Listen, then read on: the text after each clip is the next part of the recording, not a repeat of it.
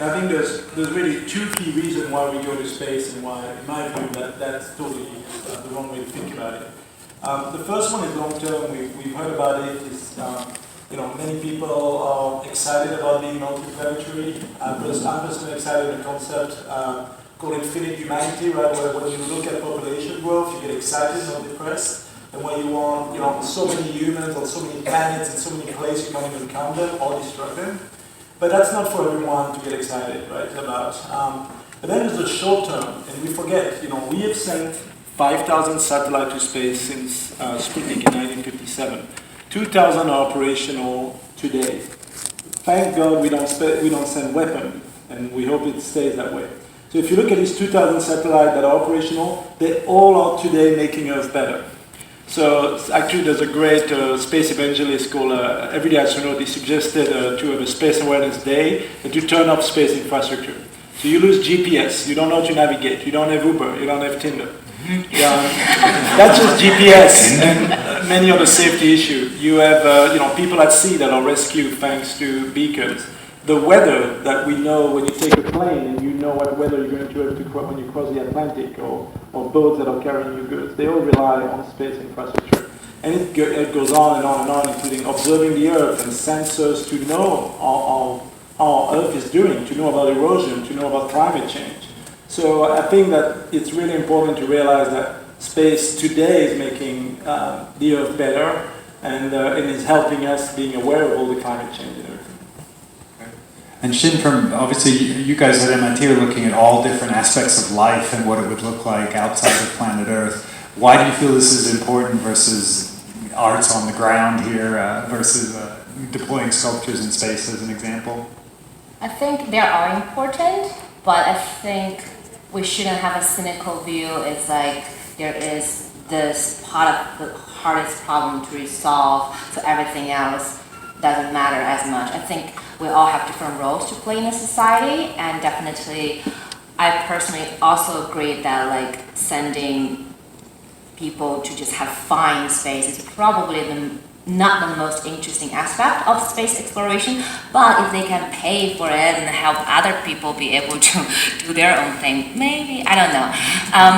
But for us, I think when we think about, okay, thank you. When we think about space exploration, it's really that's how time and future is probably going to bring to us.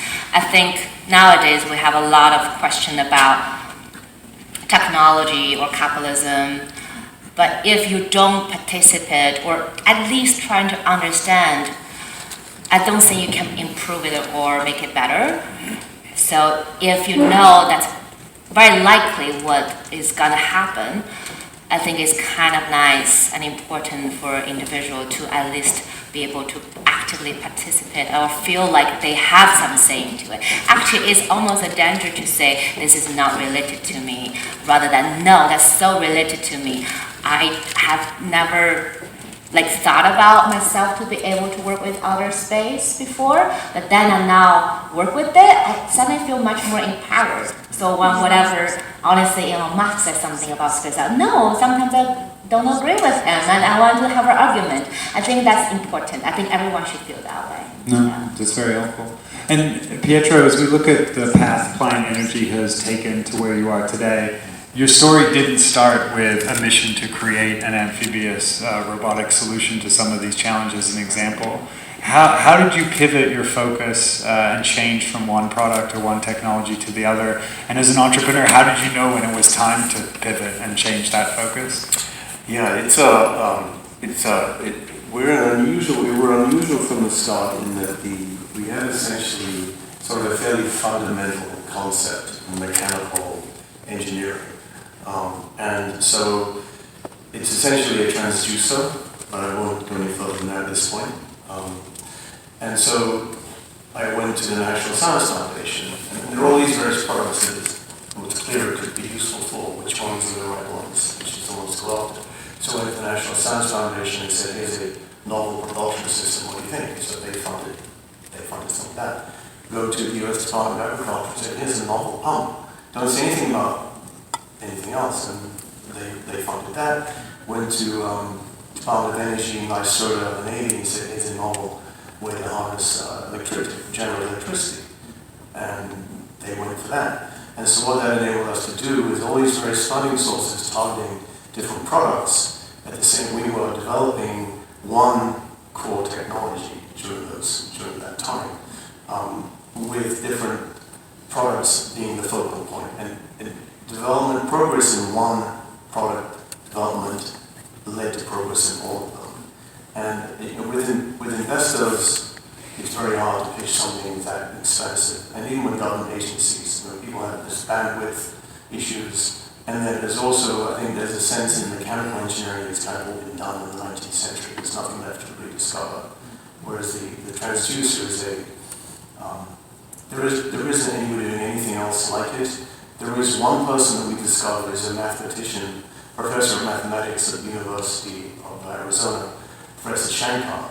We came across a paper of his this year describing the geometry, the hyperbolic geometry and the mechanical action of the fin of the robot you just saw.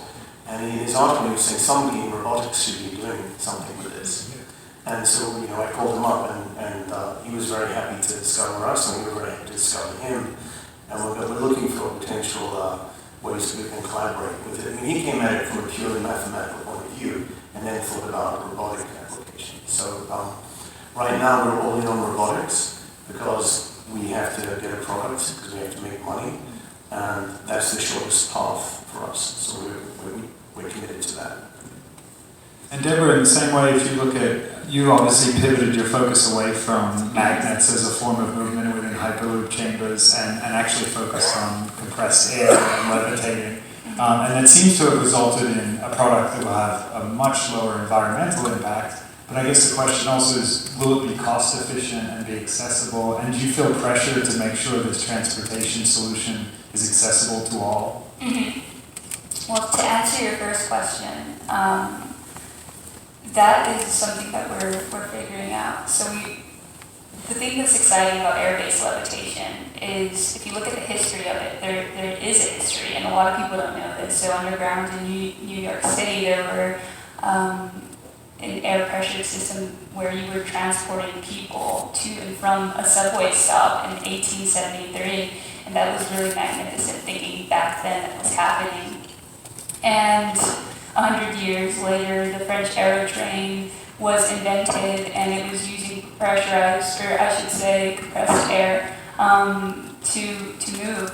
And the barriers to both of those coming into fruition were the infrastructure and also politics. And what air levitation is for us, I guess, like the big unknown is whether it is an efficient system as we project. There's no way for us to completely know once we test it. And so the promise there is so much larger.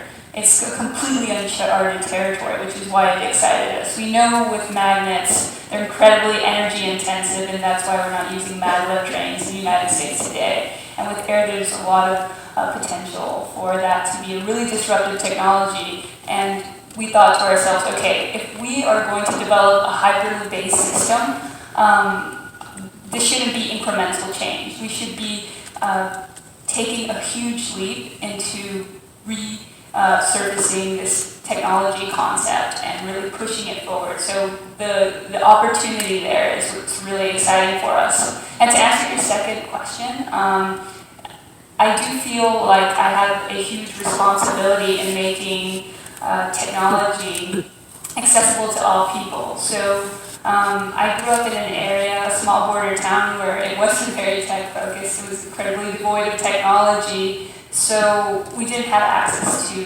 public transport. We were hours away from any major city. And there were also so many demographics that were underrepresented.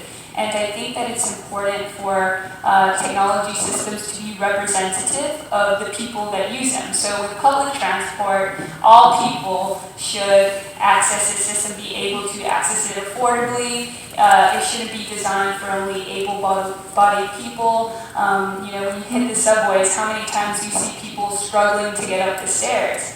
And I think that people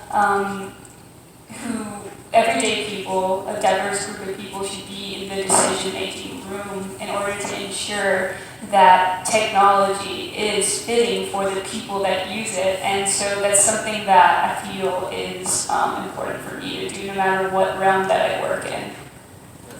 And if you look at the Hyperloop technology, with every month or year it has improved substantially. Yes. And I was really curious, Max, like as we did research into Launcher, it's interesting that Elon Musk, you with Launcher, a range of other companies focused on engine and propulsion development, are still benchmarking against the DT-180, which I think is decades old, a Russian engine propulsion system.